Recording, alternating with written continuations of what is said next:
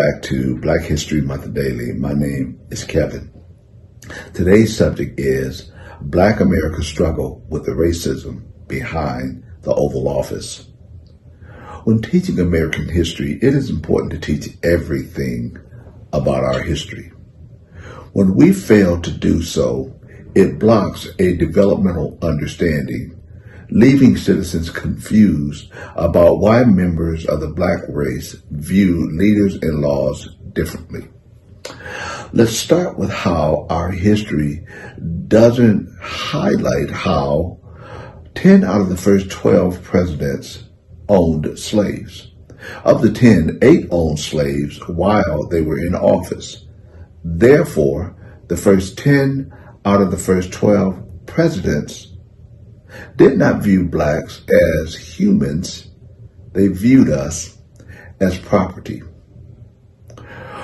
I know we want to believe that no one should focus on those things in the past and that we should focus on today and look forward to tomorrow.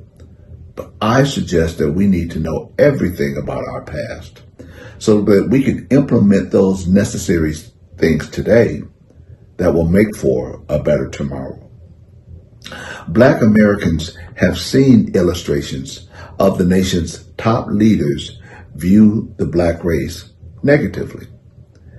And because blacks don't control the narrative, these illustrations get buried and the focus shifts and life goes on.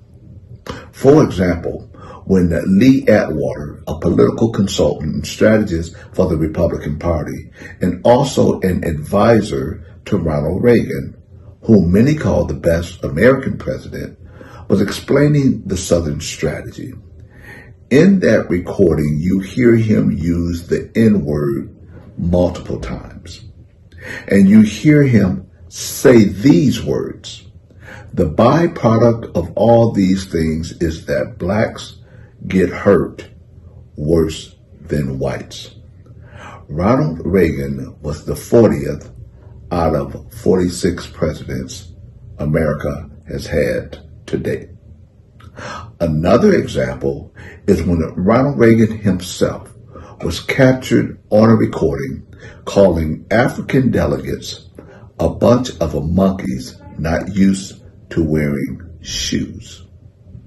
The latest example was the 45th president of the United States referring to Haiti and African nations as, I quote, shithole countries. Then suggests that America should accept immigrants from Norway. Norway is a country whose population is 85% white.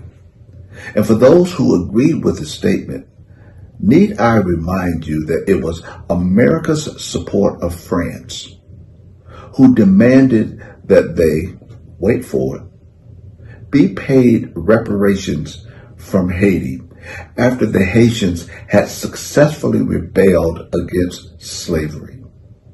And it was the repaying of these reparations that impoverished Haiti that America ultimately benefited from.